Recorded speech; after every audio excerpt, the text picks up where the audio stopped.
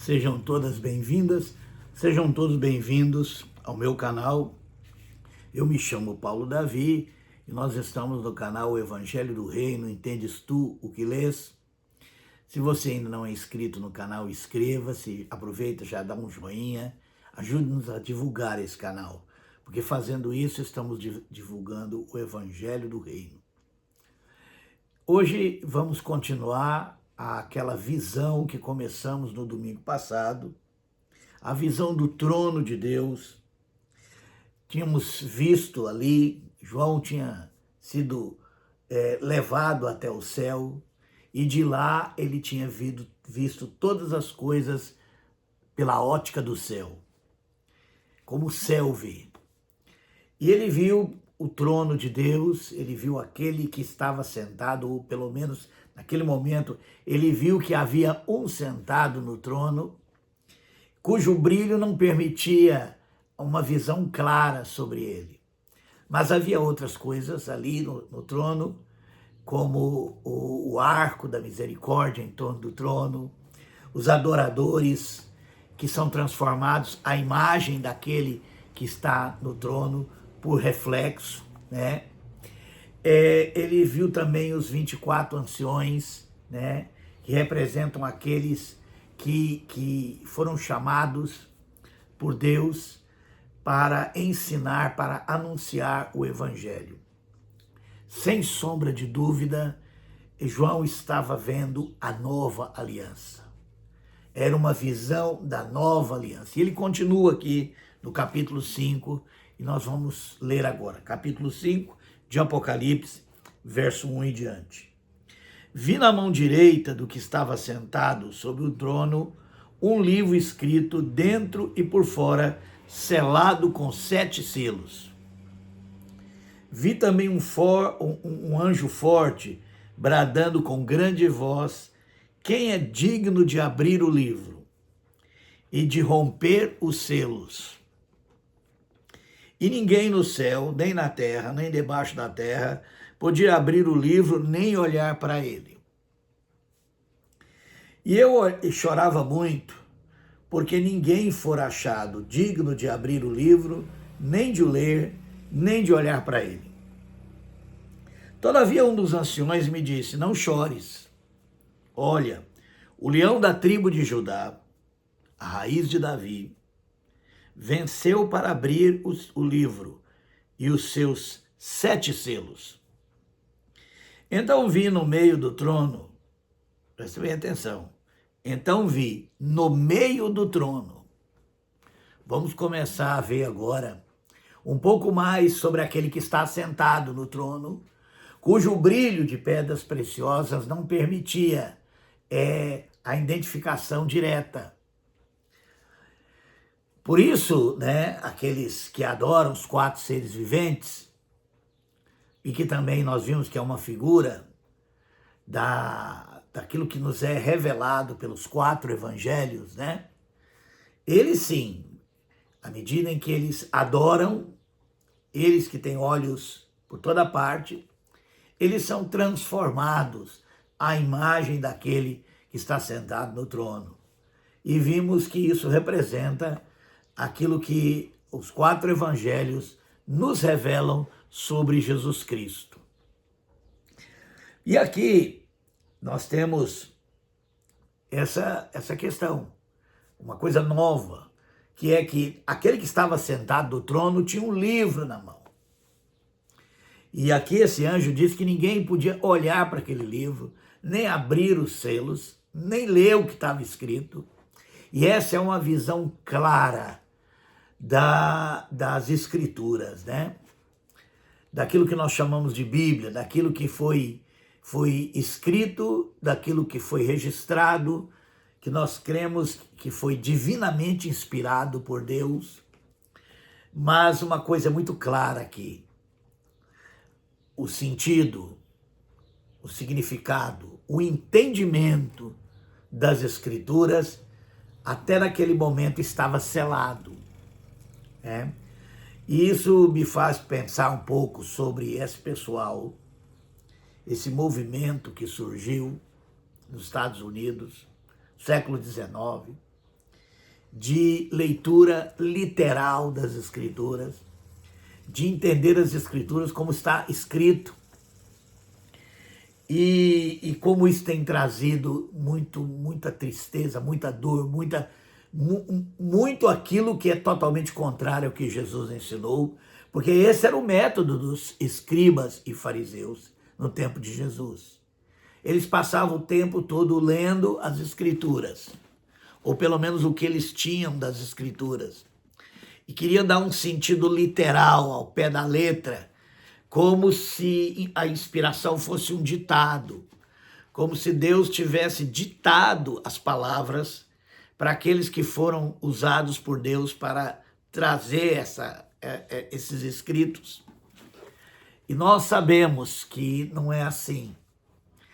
E essa por isso que João estava chorando. João sabia que ninguém podia olhar, ninguém podia pegar, ninguém podia ler, ninguém podia entender. Porque João certamente sabia que o próprio Senhor Jesus foi morto por aqueles que liam de forma literal o que estava escrito.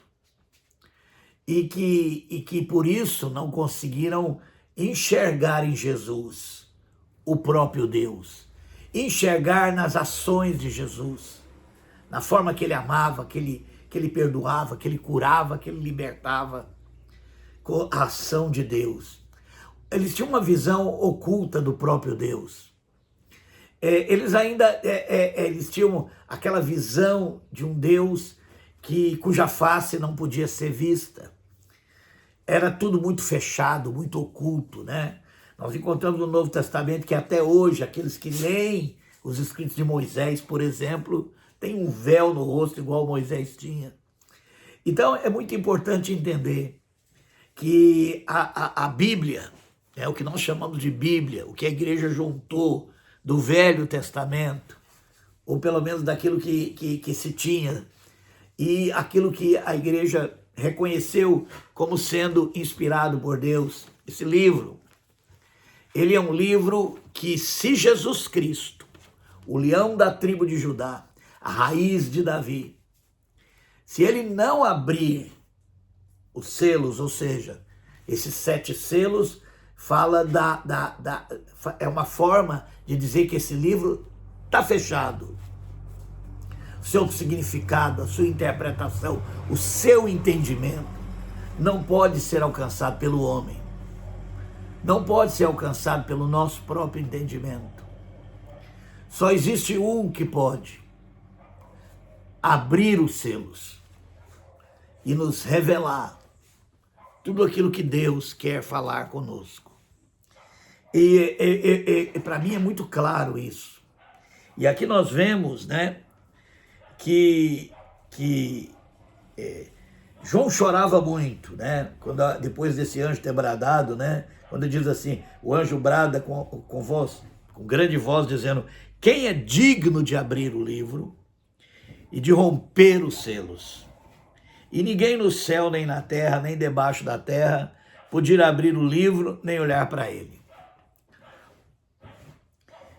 E, obviamente, João deve ter pensado nesse próprio livro, que é o último livro das Escrituras, do Novo Testamento, que também estaria totalmente fechado, devido ao fato de ser um livro um livro de literatura apocalíptica, né?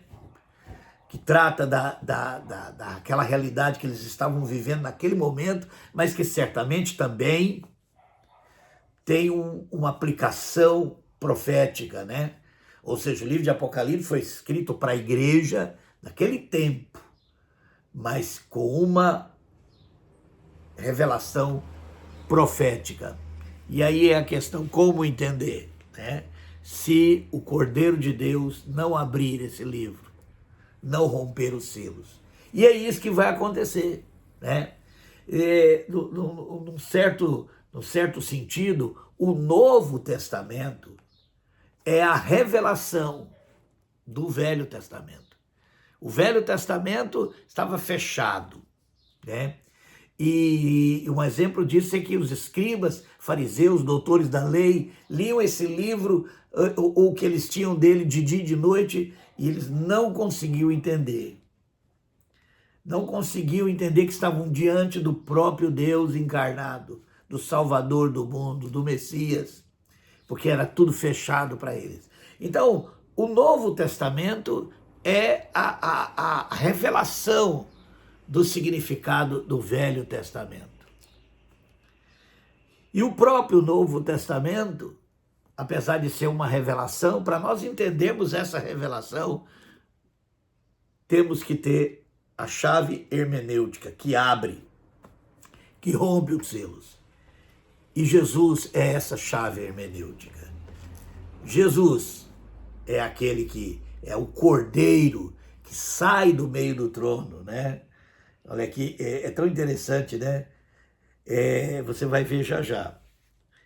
Eu chorava muito porque ninguém fora achado digno de abrir o livro, nem de ler, nem de olhar para ele. Todavia um dos anciões me disse, não chores, olha, o leão da tribo de Judá, a raiz de Davi, venceu para abrir o livro e os seus 7 selos. Agora presta atenção.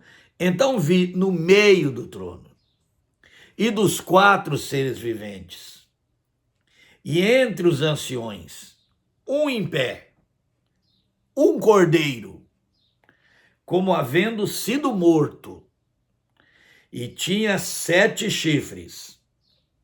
Chifre sempre significa poder, 7 significa completamente. É o Todo-Poderoso. Ele tinha 7 chifres e 7 olhos, que são 7 Espíritos de Deus. Incrível isso, né?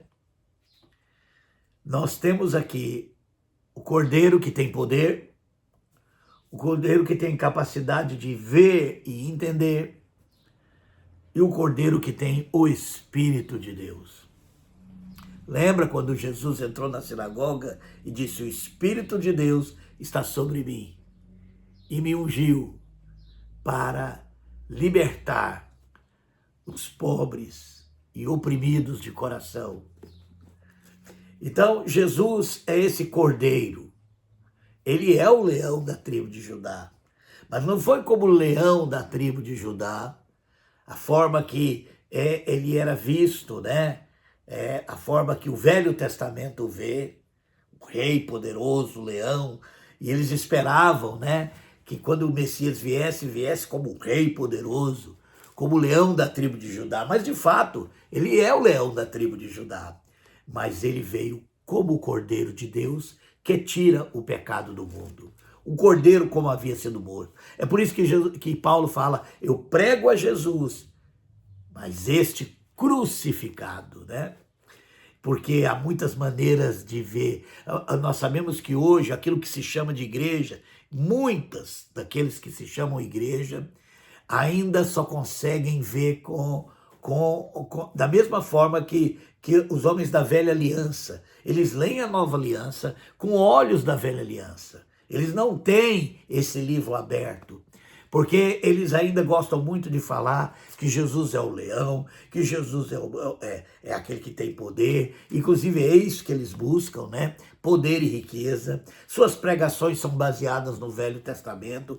Seus interesses são interesses ainda desse mundo, riqueza, poder, e eles acreditam estar seguindo o Evangelho, mas para essa gente o livro ainda está fechado, porque eles não têm Jesus, o Cordeiro de Deus, como aquele que abre o livro, rompe os selos e dá sentido a tudo que foi escrito.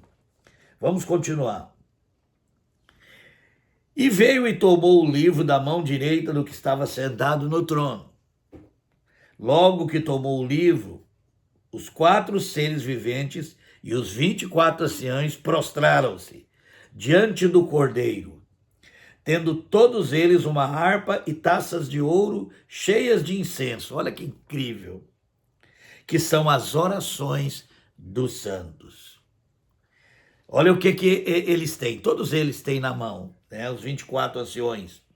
Primeiro, quando ele pegou o livro os 4 seres viventes, aqueles que estão diante do trono, vão adorá-lo. Essa é uma forma de dizer que o Cordeiro de Deus, ele é aquele que está sentado no trono. Ele é o visível do invisível, ele é a manifestação do Deus invisível. E é muito impressionante que Deus se manifesta como Cordeiro. Sim, Jesus é o leão da tribo de Judá, mas ele se manifesta como o Cordeiro que foi morto e que pode abrir os selos e nos revelar toda a verdade. Então, esses 4 seres viventes se prostram, os 24 seres viventes, eles têm... O que é que os 24 seres viventes têm na mão? Harpa, que representa a adoração, e taças de ouro, cheias de incenso.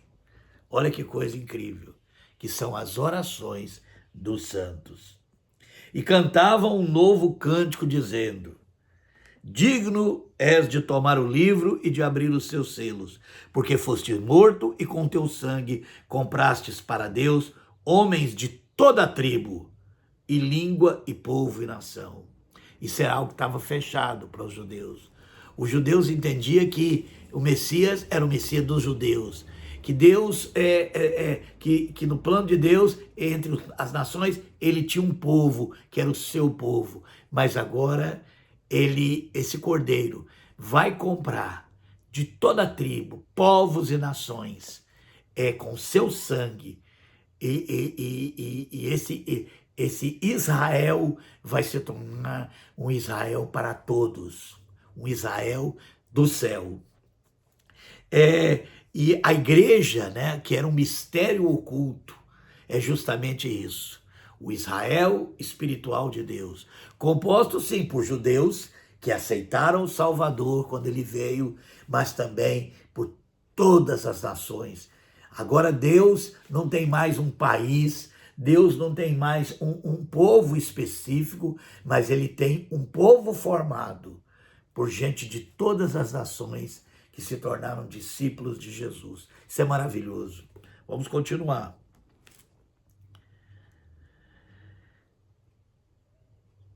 E para o nosso Deus os fizestes reino e sacerdotes, e eles reinarão sobre a terra. Olha que coisa maravilhosa, né?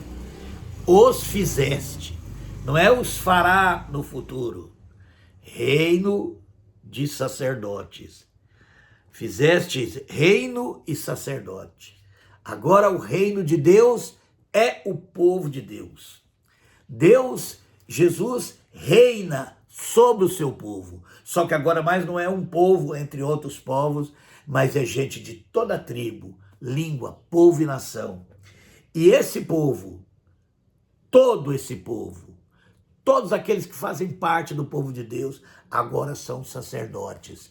Agora eles são aquela ponte entre os homens e Deus. São aqueles que anunciam o evangelho do reino. Então não existe mais como no Velho Testamento.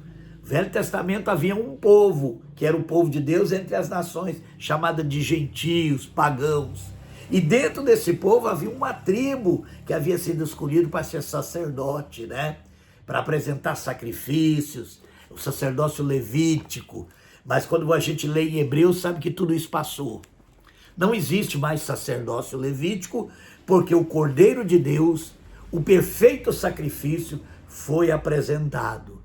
E então cumpriu-se toda a exigência da lei em Cristo. E diz que Jesus é sacerdote segundo a ordem de Melquisedeque. Nós não estamos mais sob o sacerdócio levítico.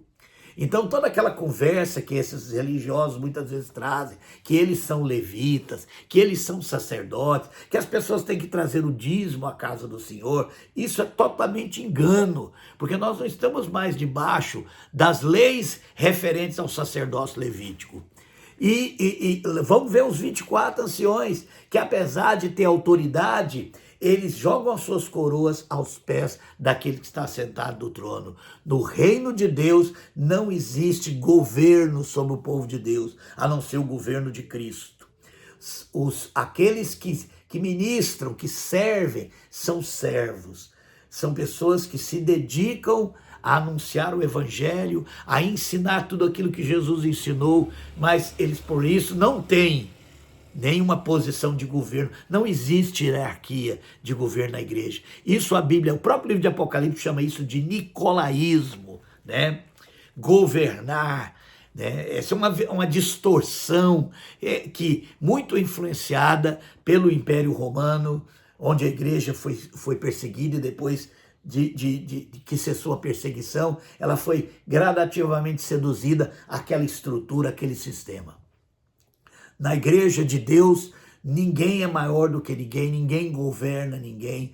Todos nós submetemos uns aos outros em amor, todos nós servimos uns aos outros, e mesmo aqueles que têm os dons e os ministérios de ensinar, eles são apenas servos do rebanho e eles não têm governo sobre o povo de Deus.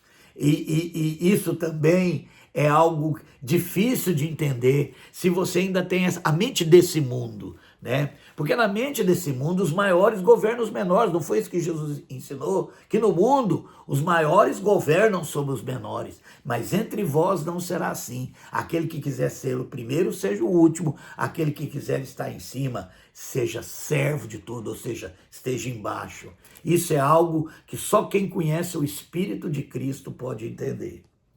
E é isso tudo que nós estamos vendo aqui, né? Nós estamos vendo o cumprimento, a abertura dos selos. Então foram feitos reino e sacerdotes e reinarão sobre a terra. Não num reino futuro, não num reino aos moldes do reino desse mundo, né?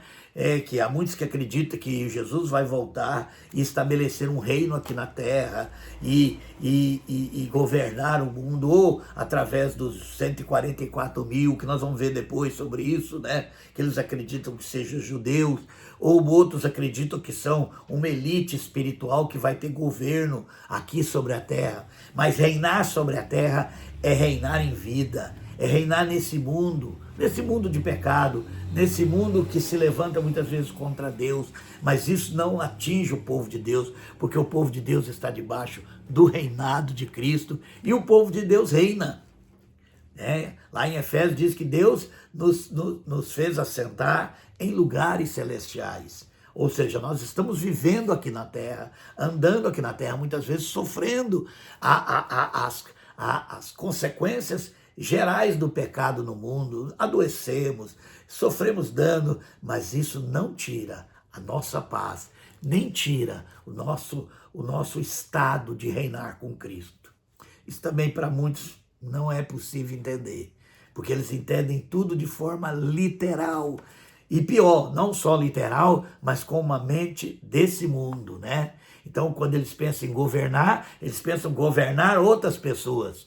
Eles nunca pensam em reinar sobre si, sobre o seu próprio coração. Eles nunca pensam em reinar como domínio próprio. Eles nunca pensam em reinar como, mesmo havendo tribulação em toda parte, eles estarem em paz. A ideia deles de reino é sempre governar os outros, governar as outras pessoas, ter poder como o poder desse mundo, ter riqueza como riqueza desse mundo. Mas vamos continuar e terminar isso aqui. Quando os seres viventes davam glória, honra e ações de graça ao que estava sentado sobre o trono, ao que vive para todo sempre, os 24 anciãos prostravam-se diante do que estava sentado sobre o trono, adoravam ao que vive para todo sempre e lançavam as suas coroas diante do trono, dizendo: digno é, Senhor nosso Deus, de receber a glória, a honra e o poder. Só Ele pode receber a glória, a honra e o poder. Os 24 anciões dizem isso não é para nós. Enquanto os líderes religiosos dizem, olha, nos honre, submetam a nós, nos obedeçam, e eles estão sempre, tragam o dízimo, né? Eles sempre cobram ou reivindicam honra, poder e autoridade sobre as suas ovelhas. Ensinam isso. E é por isso que as ovelhas cegamente os obedecem, porque acreditam que isso é autoridade. Mas aqui, os 24 anciões mostram a verdadeira autoridade. eles não se acham dignos de que essa coroa que representa a autoridade esteja na cabeça deles. Então eles se prostram, eles lançam ao que está sentado no trono, dizendo: digno é, Senhor nosso Deus, de receber a glória, toda a glória é só a Ele, a honra e o poder.